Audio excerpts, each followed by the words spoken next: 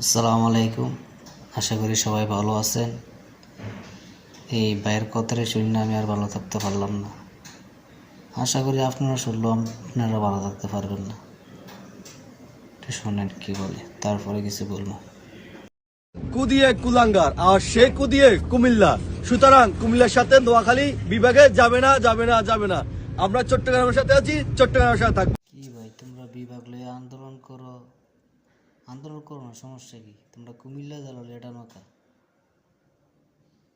তুমগো বিভাগ চাই, তোমরা আন্দোলন করো, আমাদের কোনো যায়ও আসে না। তো তুমি কুমিল্লারে নিয়ে গালাগালি এসব কথা বলো কেন? এটা ঠিক না ভাই, বুঝছো?